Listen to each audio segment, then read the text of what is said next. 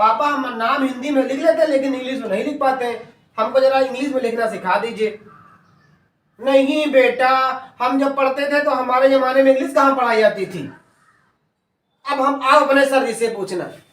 जी हाँ, बहुत से पेरेंट्स की और बहुत से बच्चों को ऐसे सिखाते हैं कि जब मैं पापा से पूछता हूं तो पापा हमारा नहीं बताते हैं, और बहुत से बच्चे ऐसे हैं जिनको इंग्लिश में नाम लिखना नहीं आता है।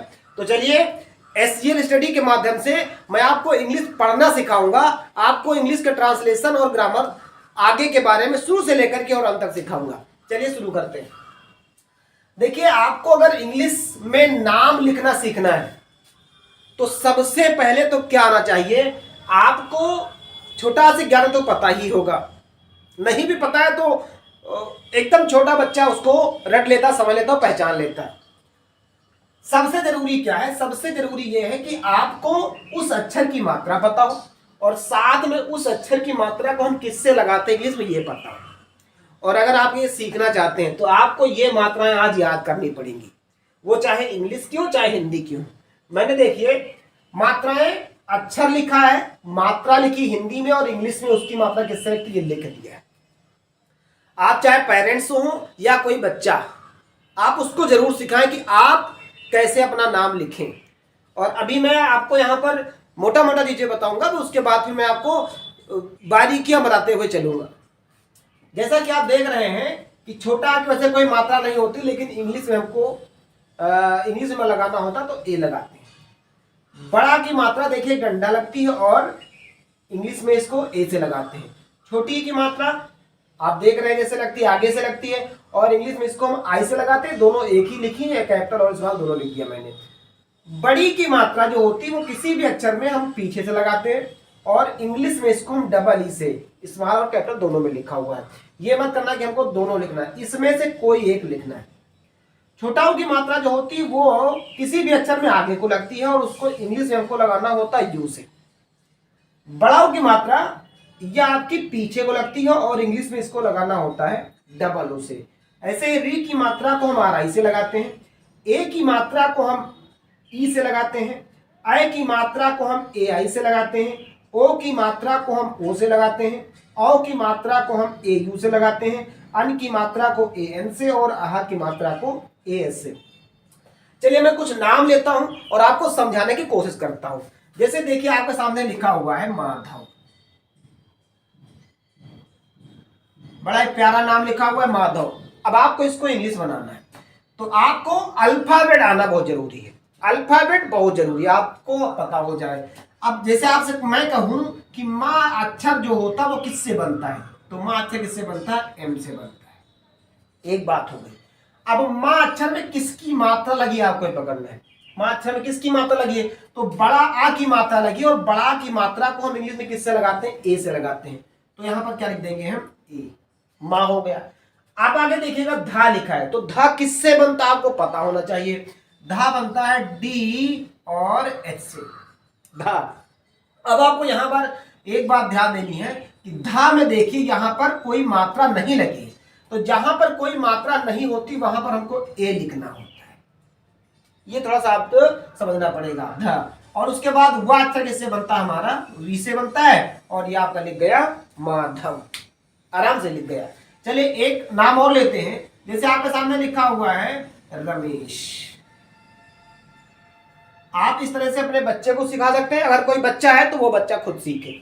रमेश लिखा है तो आपको यहां समझना रा किससे बनता है, आपको ये चीज दिमाग में रखनी पड़ेगी। रा बनता है आर से। अब आप यहां पर देखिए मैं ए लिखने जा रहा था लेकिन आपको समझाने के लिए मैंने नहीं लिखा।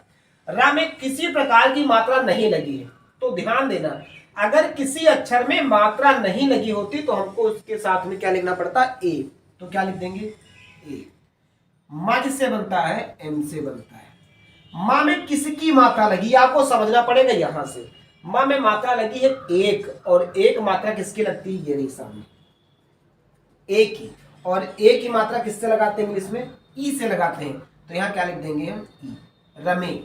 अब ये आपका तालब बिसा लिखा किससे बनता है, तालब बिसा बनता है एस और एच से। ये हो गया रमेश। बहुत ही सिंपल होता है पर आपको इसको थोड़ा अभ्यास करना पड़ेगा। रमेश। जैसे एक आपके सामने नाम लिखा हुआ है, मान लिया लिखा हुआ है कबीर। कबीर। अब का किससे बनेगा, तो आप कहेंगे के से बनेगा। का में किसी प्रकार की मात्रा नहीं लगी है तो क्या लिखेंगे हम यहाँ पर, ए लिखेंगे। फिर बा लिखा है तो बा किससे बनता है, बी से बनता है। अब बा में देखिए बड़ी की मात्रा लगी, देखिए बड़ी मात्रा किससे लगाते हैं, बड़ी की मात्रा डबल ई से लगाते हैं। तो क्या लिखेंगे हम यहाँ पर, डबल ई। यहाँ पर आई भी ले सकते हैं।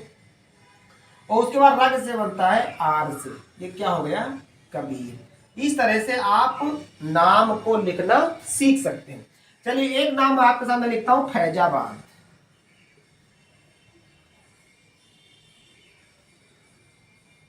फैजाबाद। अब आपको समझना ध्यान से, फा किससे बनता है, एफ से बनता है।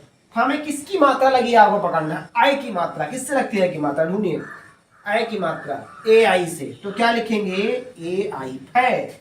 अब जा किससे बनता है, जे से। जा में बड़ा की मात्रा किससे लगाते हैं, देखिए ए से, फैजा। बा किससे बनता है, बी से। बा में किसकी मात्रा लगी है, बड़ा आगे, तो क्या लिखेंगे, ए। और दा किससे बनता है, डी से। क्या हो गया, फैजाबाद। इसी तरह से आपसे मैं कह दूं सुल्तानपुर, आपसे मैं कह दूं सुल्तानपुर, इसमें कई मात्राएं हो गई। अभी मैं थोड़ा सा बड़े नाम भी लूंगा आगे। सुल्तानपुर, तो सा किससे बनता है, एस से बनता है। सा में लगी छोटाओं की मात्रा किससे लगाते हैं, आपको ढूंढना पड़ेगा। छोटाओं की मात्रा यू से लगाते हैं, तो यू। आधा ला किससे बनता है, एल से। फिर ता किससे बनता है, टी से। ता में लगी बड़ा की मात्रा किससे लगाएंगे, ए से, सुल्तान। ना किससे बनता है, एन से। क्या हो गया, सुल्तान। पुर लिखना है, पा किससे बनता है, पी से। छोटा की मात्रा किससे लगाएंगे, यू से, यू। और रा किससे बनता है, आर से। क्या हो गया,